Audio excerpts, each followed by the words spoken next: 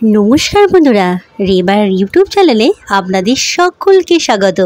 আজকে শুভ ষষ্ঠী, আর এই ষষ্ঠীতে আমরা নিরামিষ রেসিপি বানাবো বাড়িতে। তো আজকে একটা দারুণ রেসিপি আপনাদের সাথে শেয়ার করব, পটল শাক বা পলতা শাক।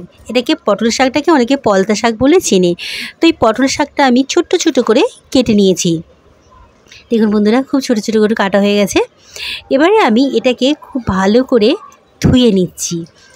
ধুয়ে আমি এখানে কিছু আলুও কেটে নিয়েছি, একদম ছোট ছোট করে আলু। কড়ার মধ্যে তেল দিয়ে পটল শাকটা আমি দিয়ে দিলাম। গ্রামের থেকে শহরে খুবই কম পাওয়া যায় পটল শাক, কিন্তু গ্রামে বেশিরভাগ পটল শাক দেখতে পাওয়া যায়। তো আমি বাজার থেকে কালকে একটা হঠাৎ করেই শাকটা পেয়ে গেলাম।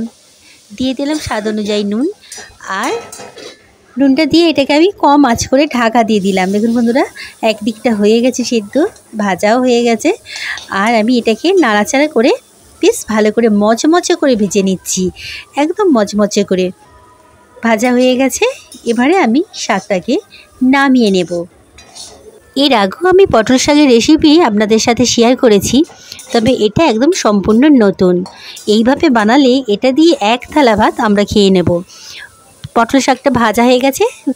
অল্প একটু তেল দিয়ে দিলাম ছোট ছোট আলুগুলো, আর দিয়ে দিলাম স্বাদ অনুযায়ী নুন আর হলুদ।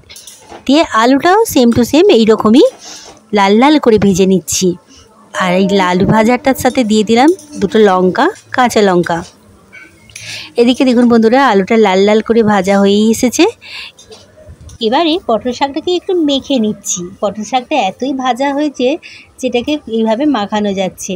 তো আলু ভাজার সাথে এটাকে আমি ভালো করে দিয়ে দিলাম, গ্যাসটা অফ করে দিলাম। এটাকে ভালো করে মেখে রেডি হয়ে গেল আজকে পটল শাক ও আলু দিয়ে দারুণ একটা রেসিপি। এটা নিরামিষ সম্পূর্ণ গরম ভাতে এত টেস্টি লেগেছে বন্ধুরা, আপনারা অবশ্যই একবার বাড়িতে বানাবেন।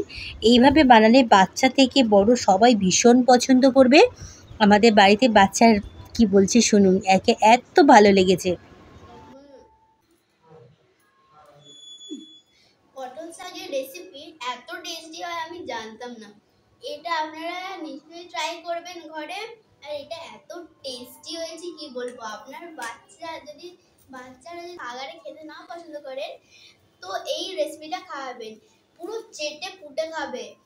এটা তো আমার খুবই ভালো লাগলো। এখন আমিও যাই এটা খেতে।